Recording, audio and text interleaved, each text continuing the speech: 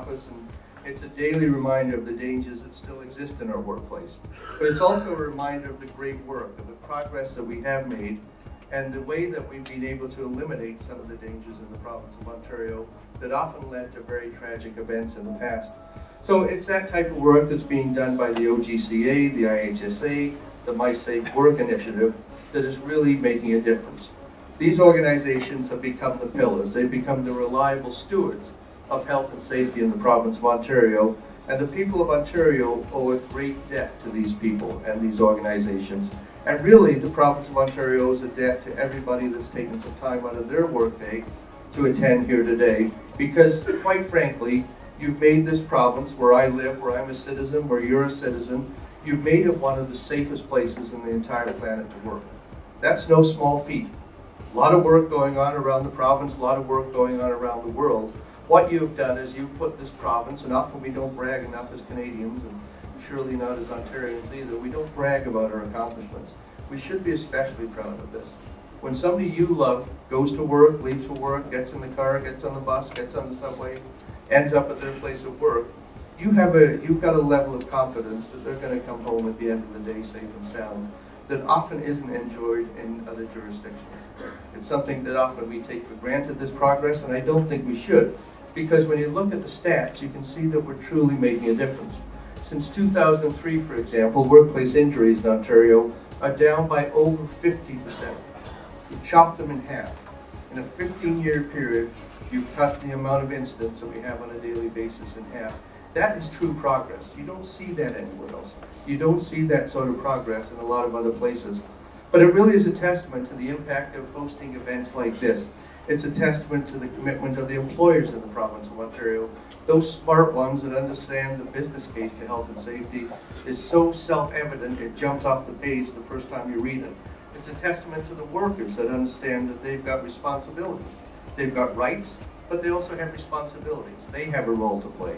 The safety organizations, organized labor groups in the province of Ontario that have fought for these standards over the years that we enjoy today and we just view as being normal. They weren't always normal. People had to fight to get this.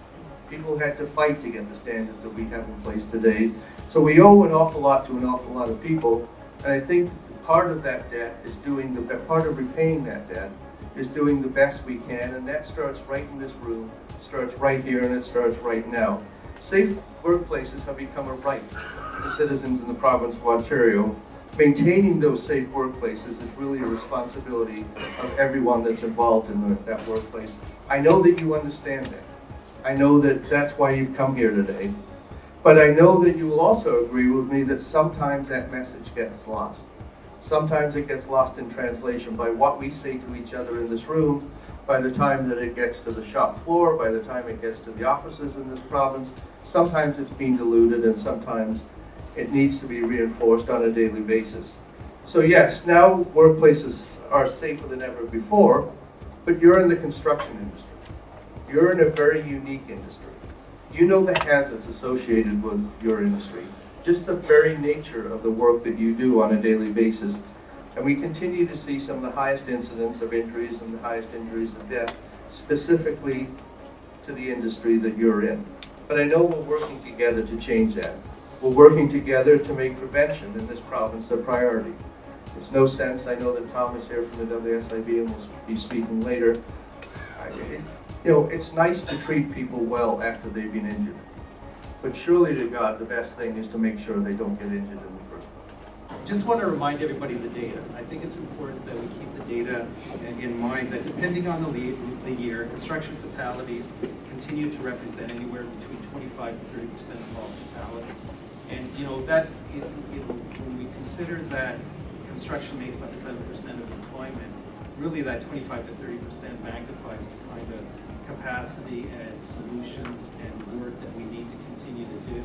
And I always remind myself that while you're all champions, in some ways, if you're here, you get it, you're the converted. There's a big workplace outside of this building out there, right across the province, that we need to get to, and we need to work together. And that's why I think today the conversation around accreditation will be an important way of expanding that work. So one of the ways of expanding is through the introduction of accreditation. And I just wanted to talk to you a bit about the strategic value of accreditation at the state level. So a lot of your conversation, what it means at a company level, but it also has an impact at the systems level as well. You all know that accreditation, the purpose of accreditation and employer recognition is to recognize Ontario employers who improve injury prevention.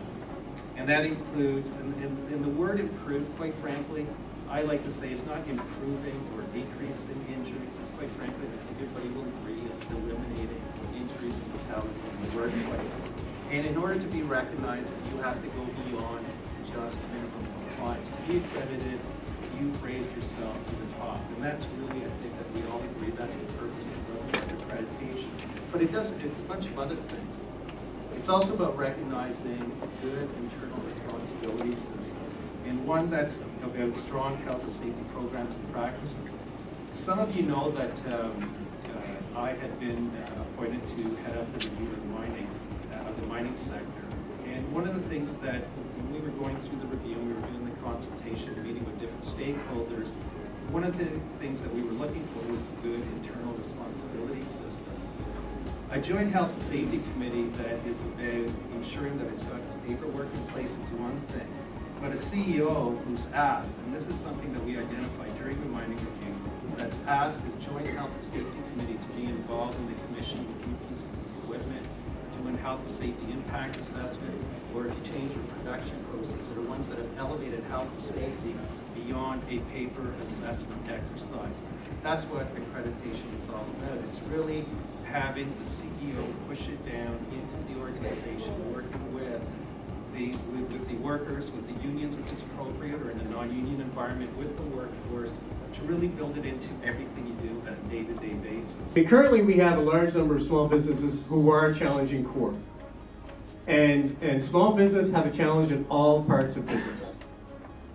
And we need to help them. We need to do more, and we're working towards that. So I'm happy to announce today, and Andrew has helped us develop this, is we've worked on a pre-audit COR. So it's pre-COR.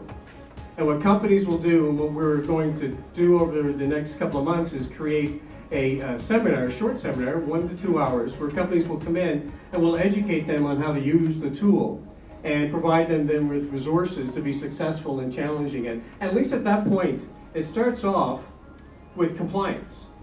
It focuses on what do they need to do to become compliant. And for the MOL friends in the room here, the nice thing about COR is everybody who's COR, successfully challenged COR at the time of their audit, they are compliant. You have to be 100% compliant to be successful in COR. So what we're going to help these small businesses do is to understand where they are. Like, at what point are they? Where are they? And Andrew's done a good job of also creating the supplementary side. So once they've identified that they meet the pre-COR, then they can start planning and working on, like a business plan, on what they need to do to work towards achieving the full COR. And COR is not about ticking boxes. COR is not about becoming just knowledgeable on the Occupational Health and Safety Act. As you heard this morning, COR is about change in attitude, perceptions, and behaviors. Practices change in companies who are COR certified, and we want to help small business get there, and we will. The reason we're there is not just because of the work we've been doing, but quite frankly, it's because of the work that all of you have been doing. And not just employers, but workers and labor across the province who have focused on health and safety. You heard the minister talk about the fact that we're the safest jurisdiction in the country when it comes to health and safety. Lost time injuries in Ontario are the lowest. And in addition to that focus on health and safety, you together with the workers that you employ and the labor partners have also improved our return to work outcomes for workers across the province. So if a worker is unfortunate enough to face an injury or illness, today 92% of workers in the province get back to work within 1 year without a wage loss. And that's a huge accomplishment. And you know, this is great to support Rob and the League of Champions and what we do there, and the OGCA, the safety committee, and you know, and take a proactive stance, because that's what you have to do. I mean, I sort of have the perfect storm this year and last year, is because I'm also chairman of the Toronto Construction Association. And my mandate is safety on that as well. And what I'm trying to do is bring about awareness and awareness to safety. And you guys in this room are leaders. And what I need you to do now is take the next step in leadership is to join the League of Champions. It's to participate in events. It's not just this event, but it's to bring it back to your staff and push it out. And then those around you, because as Jason said, safety's not proprietary. It's something we want to do as an industry is raise the bar. I need your help. I need you to see safety and leadership tied together. And I need you to see that leadership and safety, when they're tied together at every level of the organization, they can make a cultural shift take place. A cultural shift that will impact safety performance, productivity, and profitability, all in the same sentence. Together, we will make Ontario a much better place to live and to work for all of our families.